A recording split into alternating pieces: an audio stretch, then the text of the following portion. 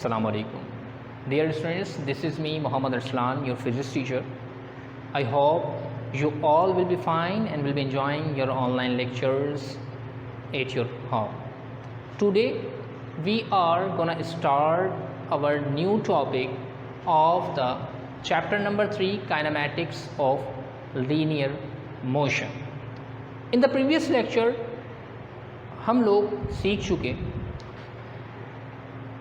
मुख्तलिफ़ टॉपिक से मुतालिक और लास्ट लेक्चर में हमने हॉरिजेंटल मोशन के कुछ प्रॉब्लम्स को सॉल्व किया था। आज हम मोशन अंडर ग्रेविटी के मुतालिक थोड़ा सा कुछ सीखकर इससे रिलेटेड प्रॉब्लम्स को सॉल्व करेंगे।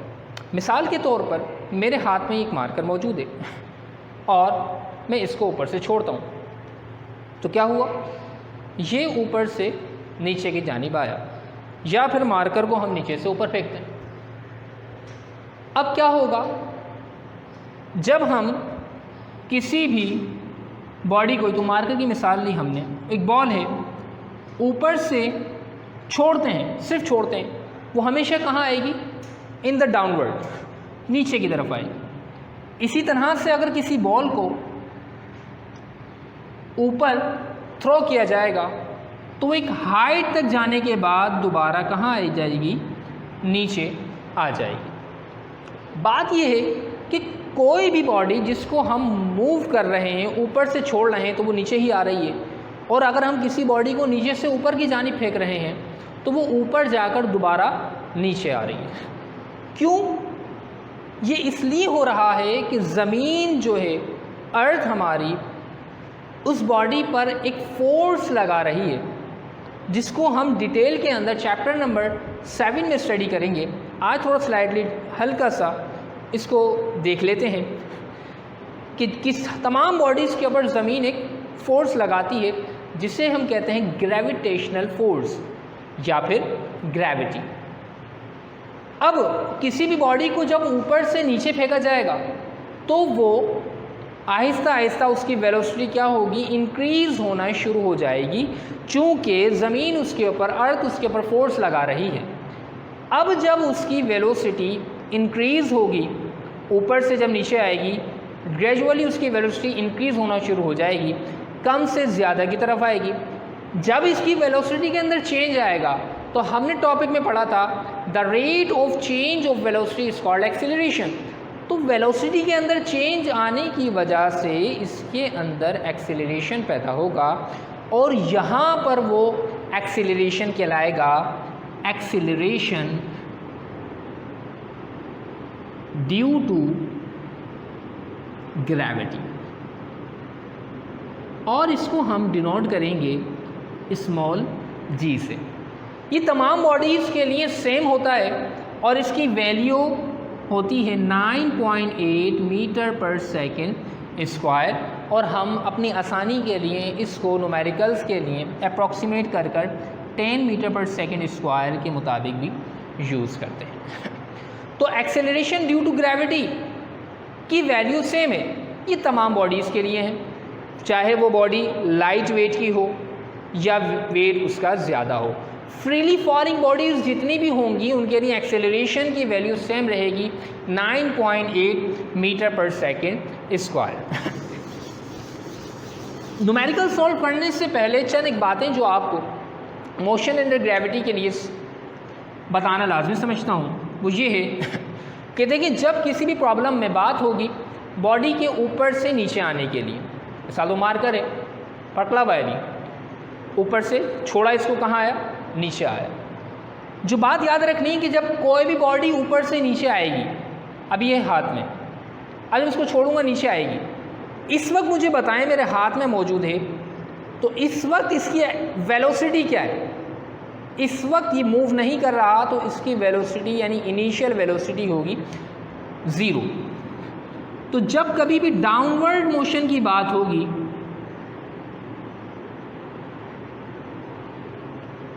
उसके अंदर वी आई आप 0 लेंगे।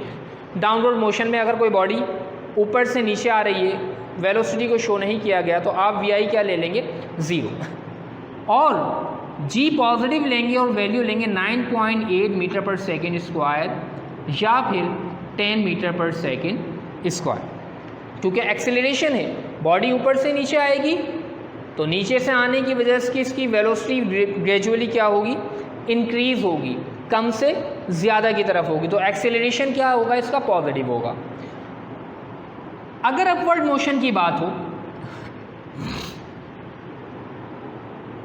उसमें क्या ख्याल रखना है, अपवर्ड मोशन में फाइनल वेलोसिटी आप ज़ीरो लेंगे। क्यों? मिसाल के तौर पर कोई भी बॉडी आप ऊपर फेंकें, किसी भी बॉडी को आप ऊपर फेंकेंगे तो आप कुछ ना कुछ इस पॉइंट पर इसकी कोई ना कोई वेलोसिटी होगी जो कि इनिशियल वेलोसिटी होगी, किसी ना किसी वेलोसिटी से मूव करवाएंगे। अब जिस वक्त आप इसको अपवर्ड थ्रो करेंगे तो अपवर्ड थ्रो करते वक्त इसकी वेलोसिटी बहुत ज़्यादा होगी और जैसे ये ऊपर मूव करता रहेगा इसकी वेलोसिटी कम होती रहेगी और एक वक्त ऐसा आएगा कि एक लम्हे के लिए जिस बॉडी को आपने अपवर्ड थ्रो किया है ऊपर जाकर एक लम्हे के लिए रुक जाएगी। जब वो रुकेगी इट्स मीन उसकी फाइनल वेलोसिटी ज़ीरो हो जाएगी। जैसे कि मैं मार्कर को फेंकता हूँ, ये मार्कर ऊपर गया एक लम्हे के लिए, हमें महसूस नहीं हुआ, लेकिन ये रुका और रुकने के बाद ये नीचे मूव करना शुरू हुआ, तो जैसे ही रुकेगा इसकी फाइनल वेलोसिटी क्या हो जाएगी, ज़ीरो।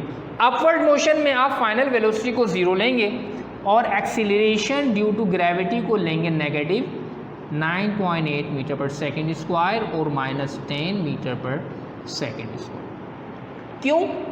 चूँकि ये है नेगेटिव इसलिए आ रहा है चूँकि ये अपवर्ड मोशन में इसकी वेलोसिटी डिक्रीज़ हो रही है, और जब भी आपने टॉपिक में पढ़ा कि वेलोसिटी ज़्यादा से कम की तरफ आएगी तो वो कहलाएगा डिसलरेशन या रिटार्डेशन, और रिटार्डेशन क्या होता है, नेगेटिव होता है। क्योंकि अगर ये ऊपर की जाने मूव कर रहा है, वेलोसिटी की डायरेक्शन ऊपर है, तो इसमें पैदा होने वाले एक्सीलरेशन की डायरेक्शन डाउनवर्ड होगी, इसलिए हम इसको क्या लेंगे, माइनस लेंगे।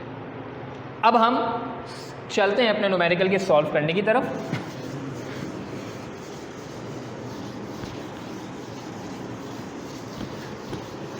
सबसे पहले आप इक्वेशंस ऑफ मोशन लिख लेते हैं। First equation of motion Vf is equal to Vi plus GT। Upward and downward motion में आप ए को रिप्लेस कर देंगे जी से, क्योंकि एक्सेलरेशन ड्यू टू ग्रेविटी है। सेकेंड इक्वेशन ऑफ मोशन हो जाएगी H is equal to VIT plus 1/2 means half AT square. S की जगह आप ले लेंगे यहाँ पर हाइट h, और थर्ड इक्वेशन ऑफ मोशन होगी 2GH is equal to VF square minus VI square. सिर्फ दो चीज़ों को आपने चेंज करना है, एक A को विथ G क्योंकि एक्सेलरेशन ड्यू टू ग्रेविटी हो जाएगा, और डिस्टेंस यानी एज जो हम यूज़ किया करते थे आप उसको यूज़ करेंगे h, क्योंकि यहाँ पर बात किसकी हो रही है, हाइट की। ये तीन इक्वेशंस हमने लिख ली। अब आते हैं न्यूमेरिक प्रॉब्लम की तरफ। 3.10 में कह रहे हैं a stone is drop from the top of a tower, takes 5 second to reach the ground, calculate the height of the tower. एक पत्थर को एक टावर के ऊपर से फेंका जाता है, एक पत्थर को टावर के ऊपर से फेंका जाता है, वो ग्राउंड तक पहुंचने में 5 सेकेंड का टाइम लेता है। अब मालूम करना है हाइट ऑफ द टावर।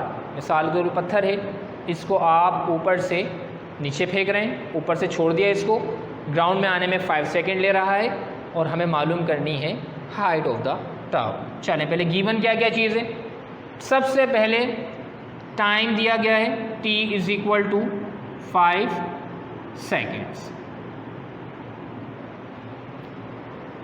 अब देखिए ये बात हो रही है डाउनवर्ड मोशन की, और हमने अभी सीखा थोड़ी देर पहले कि डाउनवर्ड मोशन में अभी ये पत्थर मेरे हाथ में है, इस वक्त इसकी वेलोसिटी मूव नहीं कर रहा, इसकी वेलोसिटी क्या है, ज़ीरो। तो डाउनवर्ड मोशन में आप इनिशियल वेलोसिटी लेंगे zero, Vi is equal to zero. Calculate the height of the tower. Height मालूम करनी है और उससे पहले जी की वैल्यू हमने यूज़ करनी है 10 मीटर पर सेकेंड स्क्वायर और हाइट आपको मालूम करनी है। 4 क्वांटिटीज़ हैं V I T G H. अब देखते हैं कि ये तमाम क्वांटिटीज़ कौन सी इक्वेशन में यूज़ हो रही हैं और हम इसको यूज़ करते हुए अपना न्यूमेरिकल सॉल्व कर सकते हैं। देखें इसको, देखें वी आई, पहले फर्स्ट इक्वेशन को देखते हैं। वी आई चलें ठीक है, टाइम मौजूद है, जी मौजूद है। अच्छा हाइट मालूम करनी है, हाइट का जिक्र इसमें आ नहीं रहा तो हम इसको तो यूज़ करेंगे नहीं। सेकंड इक्वेशन पर आते हैं, एच मालूम आ रहा है, उसमें आ रहा है एच यानी हाइट मालूम करनी है। वी आई गिवन है 0, टाइम 5 सेकेंड का है, 1/2 कांस्टेंट, और जी की वैल्यू दी हुई है और टाइम भी दिया हुआ है। तो आप कौन सी इक्वेशन यूज़ करेंगे? Second equation of motion use करेंगे इसको सॉल्व करने के लिए। क्या हम थर्ड इक्वेशन यूज़ कर सकते हैं? देख लेते हैं इसको भाई। 2 कांस्टेंट नंबर, जी की वैल्यू दी गई है, एच मालूम करना है, वी एफ हमारे पास मौजूद नहीं है, वी आई तो है, लिहाजा हम third equation of motion use नहीं कर सकते, हम यूज़ करेंगे second equation of motion. Solution by using second equation of motion क्या है? H is equal to we I T plus 1/2 G T square. H मालूम करना है, ऐसे ही छोड़ दीजिए। वी आई की value 0 and time is given 5 second plus 1/2 जी की वैल्यू हमें दी गई है 10 को यूज़ करना है, बता दिया गया 10 ले ली, कांस्टेंट वैल्यू है, और टाइम आ गया 5 सेकेंड और 5 के ऊपर आ गया स्क्वायर। फर्दर इसको सॉल्व करते हैं। एच चूँकि मालूम कर रहे हैं एज इट इज रहेगा, is equal to 5 0 0 plus 1/2 10 as it is रहा, 5 के ऊपर स्क्वायर मौजूद है और 5 का स्क्वायर होता है 25। एच इज इक्वल टू 0 के ऐड करने से सब्ट्रैक्ट करने से कोई फ़र्क नहीं पड़ता, इसलिए हटा दें इसको आप कैंसिल कर लें। 2 1 2, 2 5 10, तो ऊपर आ गया 5 × 25 और 25 को 5 से मल्टीप्लाई करेंगे तो हमारा आंसर आएगा 125। और हाइट की यानी डिस्टेंस की एसआई यूनिट मीटर होती है, तो हमने डिस्टेंस की हाइट यूज़ करा है और इसकी भी एसआई यूनिट की हम क्या यूज़ करेंगे? मीटर यूज़ करेंगे। और ये हमारा प्रॉब्लम सॉल्व हो गया। यानी अगर कोई पत्थर को किसी टावर से ड्रॉप करा जाए और 5 सेकेंड ले तो उसकी हाइट कितनी होगी? 125 मीटर की उस टावर की हाइट है। अब हम सॉल्व करते हैं अगला प्रॉब्लम जो कि दिया गया है, इसको मिटा देते हैं।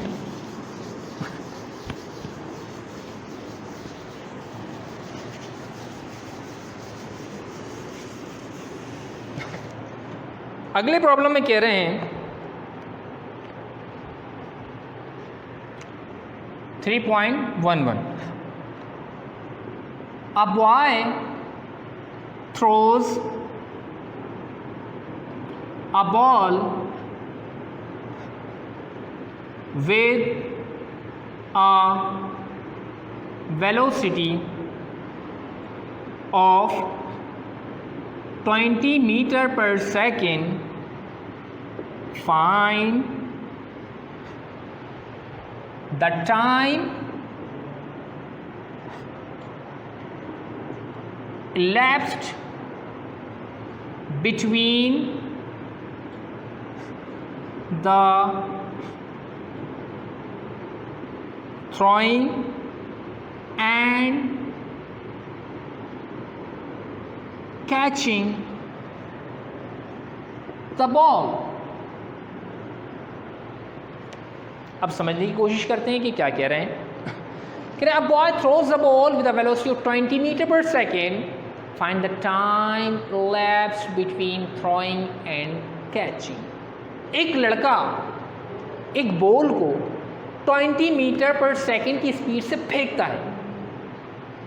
फाइंड, क्या मालूम करना है, the time elapsed between the throwing and catching. एक लड़का अगर 20 मीटर पर सेकंड की स्पीड से एक बॉल को फेंकता है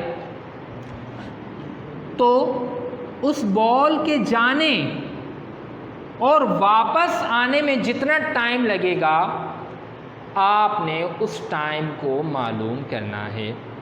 चलें, उम्मीद करता हूँ समझ में आ गया होगा प्रॉब्लम। अब इसका डेटा बनाते हैं। A boy throws a ball with a velocity, फेंकता है, it's mean this is initial velocity 20 meter per second. Find the time elapsed between the throwing and catching, total time मालूम करना है, टोटल टाइम। अच्छा जी, vertical motion की बात हो रही है, हम जी की वैल्यू कांस्टेंट होती है 9.8 मीटर पर सेकेंड स्क्वायर या फिर 10 metre per second square. Time मालूम करना है, टोटल टाइम।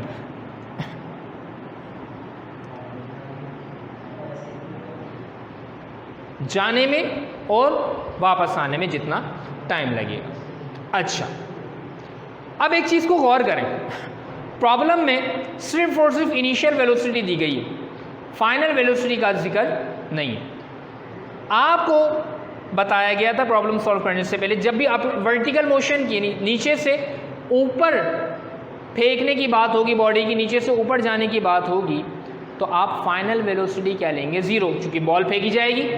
जब किसी वेलोसिटी के साथ फेंकी जाएगी बॉल, ऊपर जाने के बाद वो एक लम्हे के लिए ठहर जाएगी, रुक जाएगी।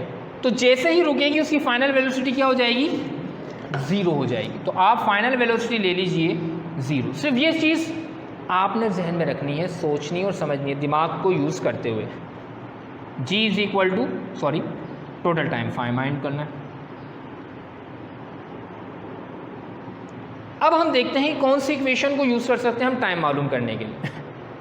चलें जी, अगर हम फर्स्ट इक्वेशन ऑफ मोशन को देखें टाइम मालूम करने के लिए, देखें वी एफ दिया गया है, वी आई वो भी मौजूद है, जी की वैल्यू कांस्टेंट होती है, दी गई है, और टाइम हमें मालूम करना है। It's mean now we can use first equation of motion to solve this problem.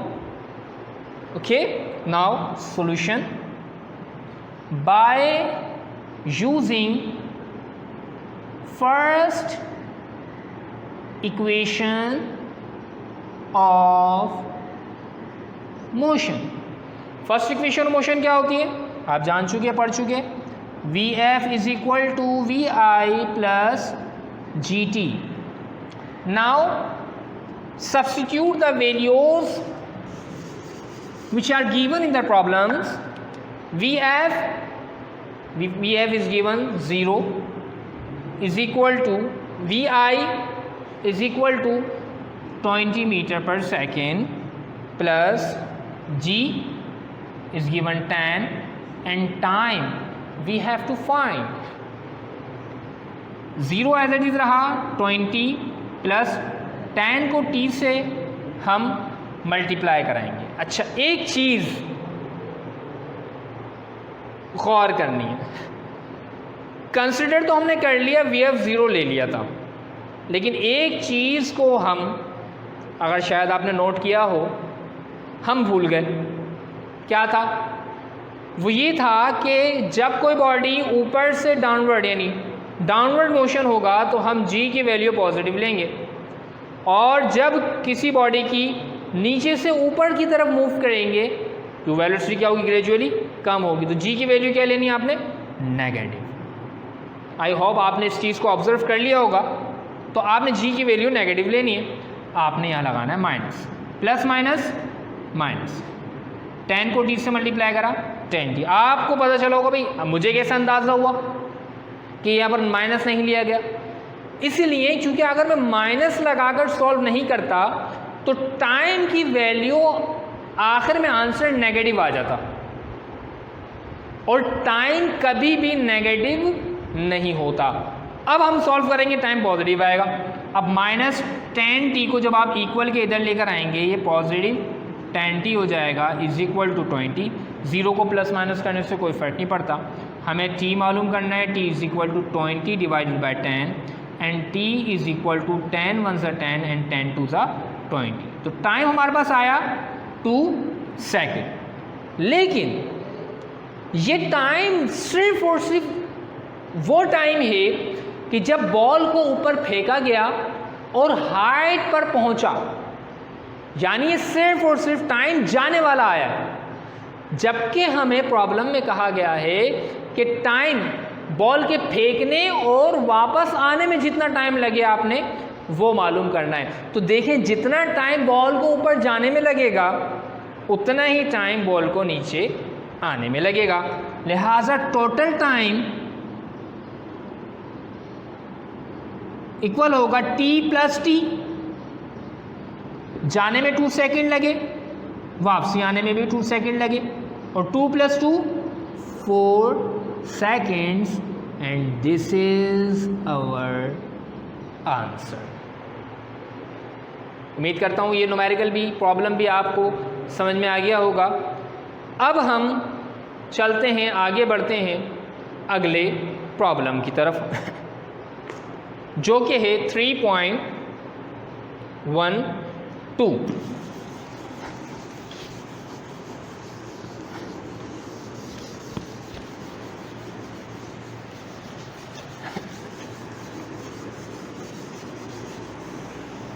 3.12 में क्या कह रहे हैं देखते हैं।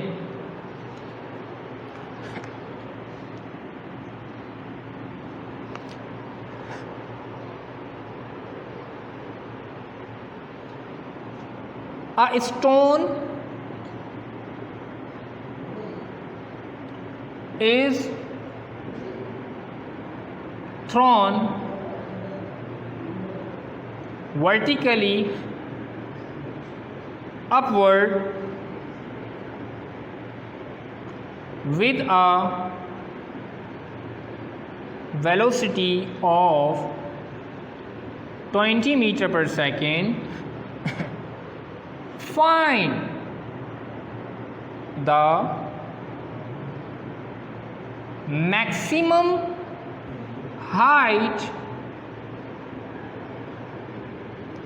reached by the stone and the total time of flight. A stone is thrown vertically upwards with a velocity of 20 meters per second. Find the maximum height reached by the stone and the total time of flight. एक पत्थर ऊपर की जाने फेंका जाता है 20 meter पर second की स्पीड से। Find maximum height, maximum height मालूम करनी है स्टोन की, जितना स्टोन ऊपर पहुंचता है, and the total time of flight, flight में टोटल कितना टाइम लगेगा। तो अब हम बनाते हैं डेटा गिवन। पत्थर को फेंका जा रहा है 20 मीटर पर सेकंड की स्पीड से, ऊपर की जाने फेंका जा रहा है, इसका मतलब इनिशियल वेलोसिटी है ये 20 मीटर पर सेकंड। ऊपर की जाने फेंका जा रहा है तो ऊपर जाने के बाद पत्थर एक लम्हे के लिए रुक जाएगा, बिल्कुल रुकेगा, फाइनल वेलोसिटी हो गई 0 हो जाएगी। उसके बाद डाउनवर्ड मोशन अपवर्ड मोशन में हम जी की वैल्यू लेते हैं 10 मीटर पर सेकंड स्क्वायर, कांस्टेंट है, चूँकि बात हो रही है नीचे से ऊपर जाने की, जी को आप नेगेटिव लेंगे। Find the maximum height and second one is total time of the flight, total time भी हमें मालूम करना। अब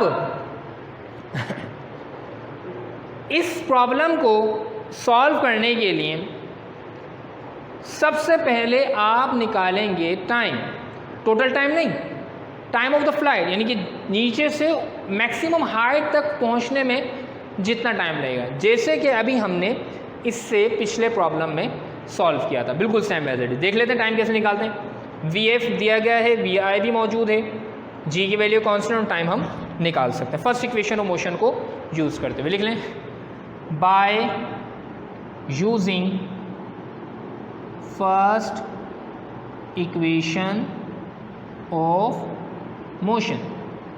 क्या है first equation of motion? V F is equal to we I plus G T.